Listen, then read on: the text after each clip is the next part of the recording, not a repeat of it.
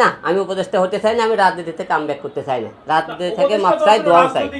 আমি উপদেষ্টা হতে চাইলে তো আপনি দেবেন না আমাকে, কারণ হিরো আলম যোগ্যতা ব্যক্তি না, তার লেখাপড়া না থাকে, দেখতে সাইজ ভালো না, তাই আপনি উপদেষ্টা আমাকে কী হিসেবে উপদেষ্টা আপনারা দেবেন? চাইলে তো আপনি এটা টোল করবেন আপনারা, কিন্তু জনগণ লিখতেছে যে ফারুকী ভাইয়ের থেকে হিরো আলম অনেক ভালো আছে, সে পাওয়ার যোগ্য, কারণ সে মাঠে ছিল, রাজনীতিতে কথাবার্তা বলে। কিন্তু আমি চাই না, জনগণের প্রশ্ন কথা বললাম আমি, আমার প্রশ্ন নাই এটা। না, জনগণ চাইলে দাম না, কিন্তু এই রাজনীতির কোনো ভবিষ্যৎ নাই। তো তিশা হলে আওয়ামী লীগ বঙ্গবন্ধুর মনে করেন হলে সিনেমা করে দোষী হলো না, আর সব দোষী হয়ে গেল, তাহলে এটা কী বোঝা যাচ্ছে? এটা রাজনীতি দলের মতো লাগছে, মানে একটার পর লাগতেছে, একদিনের ওপরে দোষ নেয়, আরেকদিনের ওপরে যদি করলে দোষ।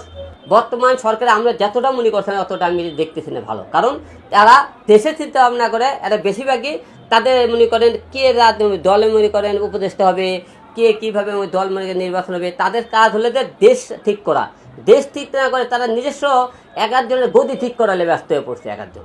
কারণ আপনি কথা বলবেন যে হিরো আলমের তো লোক উপদেষ্টা হতে পারলে, তাহলে আর হলে এক থেকে মনে করি ছিটে চোর সিদ্দিকে দেওয়া হোক, এরকম নাম বলবেন আপনারা, এক থেকে মনে করি অক দেওয়া হোক, কারণ আপনি হিরো আলমের তো লেখাপড়া নাই, হিরো আলম দেখতে ভালো না, তা আপনি আমাকে উপদেষ্টা কী হিসেবে দিতে চান? আমি রাজনীতি থেকে কেন ইস্তফা দিলাম?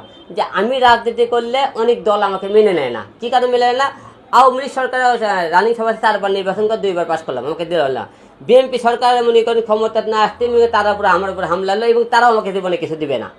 তাহলে আমি এই রাজনীতি জন্য কী করবো? দেশের জনগণের কেউ, যে দেশের জনগণের জন্য আমি নিজের জীবনে উৎসর্গ করলাম, জনগণ মনে করেন 8-10 জন ছেলে পেলে আস্ত্রের মধ্যে ফেলে, সেই দেশের জনগণ চুপ করে থাকে, সেই দেশের জনগণের জন্য কী করবো? আমি মারা গেলে আমার মাকে দেখার মতো তো কেউ নাই যে আমি সেই রাজনীতি করবো, যে আমার পরিবারকে দেখার মতো কেউ নাই, কারণ তার বিচার পাইতেছে না, তাহলে দেশের জনগণের আমি আর কী করবো?